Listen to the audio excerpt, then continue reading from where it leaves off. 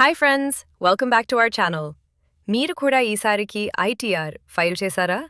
అయితే మీకోసమే ఈ వీడియో. చాలామంది ఐటీఆర్ ఫైల్ చేసేసి చాలా రోజులవుతున్నా ఇంకా రిఫండ్ రాలేదని టెన్షన్ పడుతుంటారు. మరి మీ అకౌంట్లోకి డబ్బులు రాకపోవడానికి అసలు కారణాలేంటో తెలుసా? ఈ వీడియోలో మనం దాని గురించే క్లియర్గా తెలుసుకుందాం. వీడియోని ఎక్కడా స్కిప్ చేయకుండా చివరి వరకు చూడండి. నిపుణులు చెబుతున్న ప్రకారం ఐటీఆర్ ఫైల్ చేసినప్పటికీ కొందరికి రిఫండ్ రాకపోవడానికి కొన్ని ముఖ్యమైన కారణాలు ఉన్నాయి. అవేంటో చూద్దాం. ఈ వెరిఫికేషన్ పూర్తి చేయకపోవడం.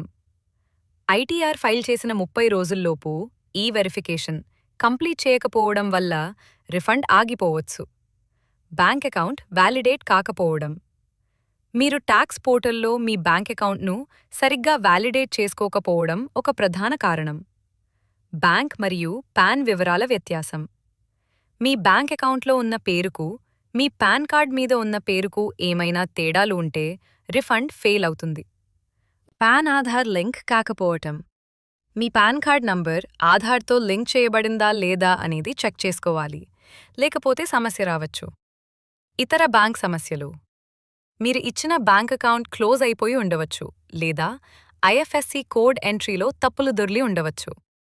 సరే, మరి ఈ సమస్యల నుంచి బయటపడాలంటే ఏం చేయాలి? ముందుగా మీరు ఇన్కమ్ ట్యాక్స్ ఈ-ఫైలింగ్ పోర్టల్లోకి లాగిన్ అయి మీ రిటర్న్ స్టేటస్ను చెక్ చేయండి. మీ బ్యాంక్ అకౌంట్ ప్రీ-వ్యాలిడేట్ అయిందో లేనో కన్ఫర్మ్ చేసుకోండి. ఒకవేళ ఐఎఫ్ఎస్సి కోడ్ లేదా అకౌంట్ నంబర్ తప్పుగా ఇస్తే పోర్టల్లో రీఇష్యూ రిక్వెస్ట్ పెట్టుకోవటానికి ఆప్షన్ ఉంటుంది. దాని ద్వారా సరిదిద్దుకోవచ్చు. పాన్ మరియు ఆధార్ లింక్ స్టేటస్ని వెంటనే చెక్ చేసుకోండి. చూసారుగా ఫ్రెండ్స్, చిన్న చిన్న పొరపాట్ల వల్లే మన ట్యాక్స్ రిఫండ్ ఆగిపోయే అవకాశం ఉంది. అందుకే ఇప్పుడే మీ పోర్టల్ ఓపెన్ చేసి ఈ వివరాలన్నీ సరిగ్గా ఉన్నాయో లేదో చెక్ చేసుకోండి. ఈ వీడియో మీకు యూస్ఫుల్ అనిపిస్తే లైక్ చేయండి, మీ ఫ్రెండ్స్ మరియు ఫ్యామిలీ మెంబర్స్కి షేర్ చేయండి. మీకేమైనా డౌట్స్ ఉంటే కింద కామెంట్ సెక్షన్లో అడగండి, తప్పకుండా రిప్లై ఇస్తాను. Thank you for watching. Take care. Bye bye.